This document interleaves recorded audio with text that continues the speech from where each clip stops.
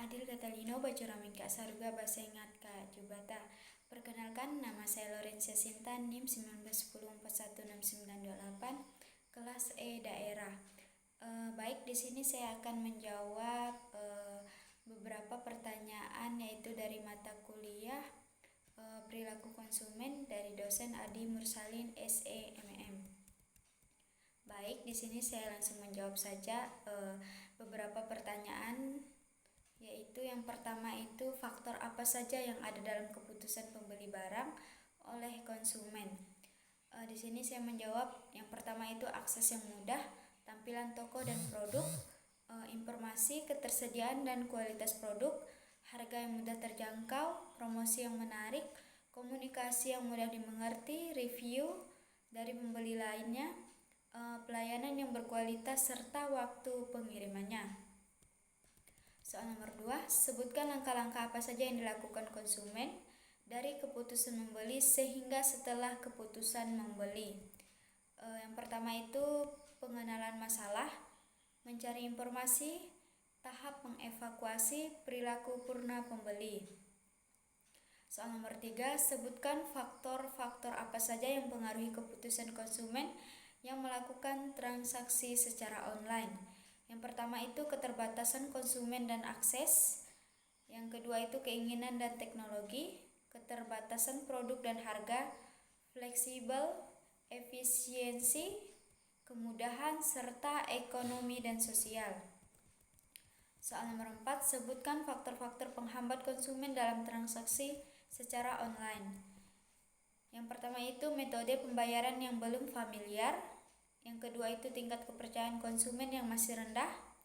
Yang ketiga itu pemakaian internet untuk commerce masih belum besar. Yang keempat itu shopping experience masih menjadi kunci. Soal nomor 5, sebutkan dan jelaskan mengenai metode perilaku konsumen dari Hotwart dan Set.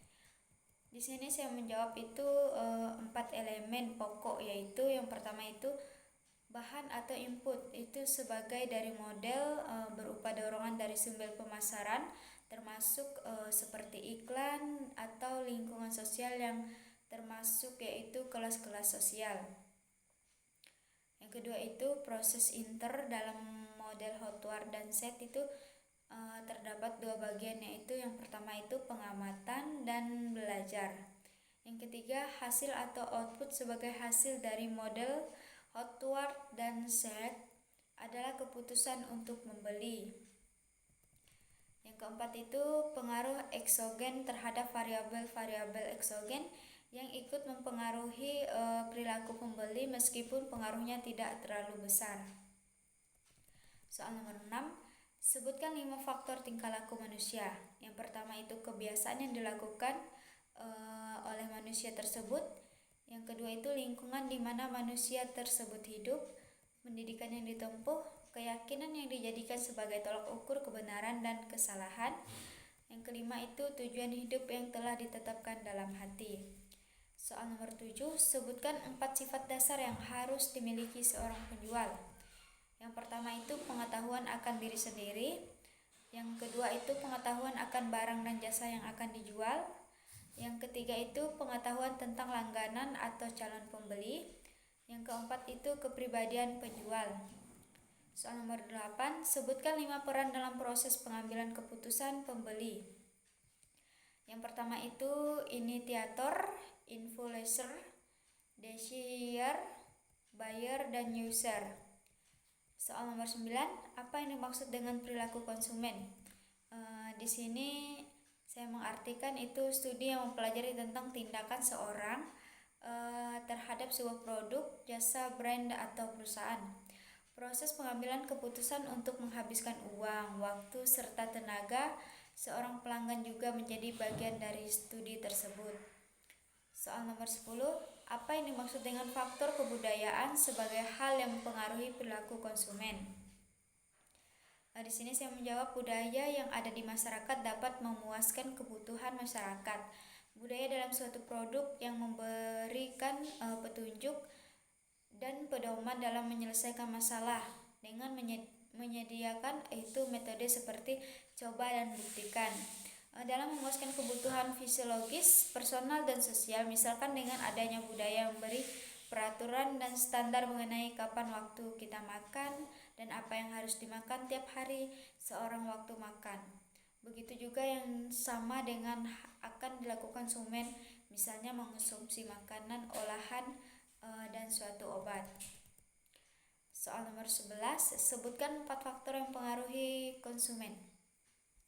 Yang pertama itu faktor kebudayaan, faktor sosial, faktor pribadi, faktor psikologis. Soal nomor 12, apa yang dimaksud dengan tipe pelanggan piknis dan bagaimana cara menghadapinya? Di sini menurut saya itu adalah bentuk tubuh konsumen seperti berbentuk bulat, agak pendek dan wajahnya bulat lebar. Pelanggan atau konsumen ini pada biasanya bersifat ramah, tenang, suka bicara dan suka humor. Seseorang penjual hendaknya harus memperhatikan hal-hal berikut ini. Yang pertama itu memperhatikan suasana hatinya dan melayaninya untuk bercakap-cakap apabila konsumen atau pelanggan tersebut menghendakinya. Yang kedua itu menghindari perdebatan atau tidak bersifat konfrontasi. Yang ketiga itu percakapan dilakukan dengan penuh perhatian, ramah, menarik, dan sedikit humor. Soal nomor 13, apa yang dimaksud dengan tipe pelanggan atletis dan bagaimana cara menghadapinya? Jelaskan. Di sini ialah berbadan kokoh, pinggul berisi, pundak tampak besar, anggota badannya cukup panjang. Pelanggan tipe ini biasanya memiliki karakter seperti gerak, jarang humor, berpenampilan tenang dan tidak percaya kepada orang lain. Cara menghadapinya yang pertama itu yang menghindari perdebatan yang tidak bermanfaat, menghadapi sikap berburu-buru tetapi tetap harus sabar dalam melayani masyarakat. Yang ketiga itu memberi kesan seolah-olah pelanggan merupakan orang yang baik dan cerdas. Soal nomor 14, apa yang dimaksud dengan tipe pelanggan analitis dan bagaimana cara menghadapinya? Jelaskan. Tipe ini sangat detail ya dan penuh pertimbangan serta cenderung agak cerewet.